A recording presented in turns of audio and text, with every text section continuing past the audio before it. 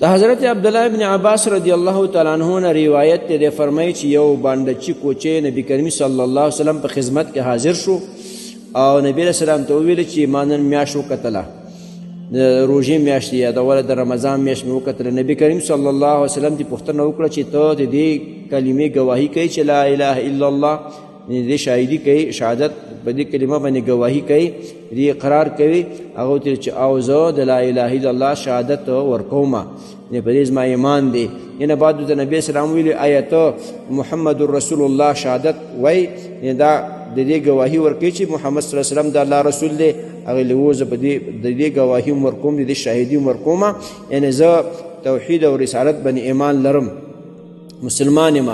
د دې نه بعد نبی علیه الصلاة والسلام بلال رضی الله عنه ته حکم وکړو چې خلکو ته اعلان وکړي چې سبا نه روژه ونیسئ. د دې حدیث روایت ابو داود شریف کړی دی.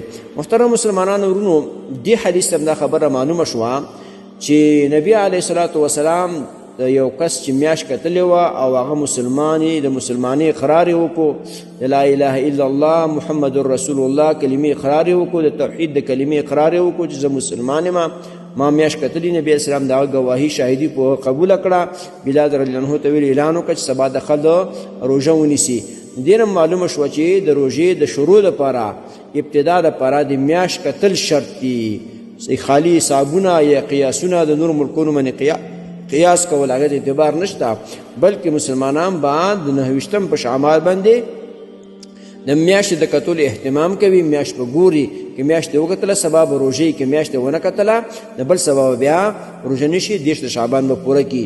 د دې وجې نه محترم مسلمانانو ورونو، د روژې د راتلو نه مخکې دا مسلې زده کوي چې د روژې د راتلو دپاره او ختمېدو دپاره هغه میاشت کتل دي.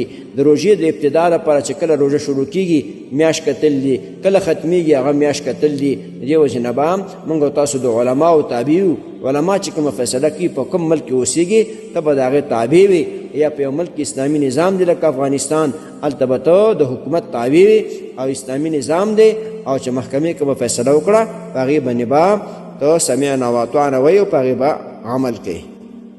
محترمو مسلمانانو ورونو، تاسو ته چې کوم روزانه د حدیث د مفهوم راځي، نو د مهربانۍ او د ثواب له مخې نورو مسلمانانو ته لیږدوئ او شیر کوئ. والسلام. د دیوبندي مسلک حنفي کاروان سټوډیو لخوا وړاندې کیږي.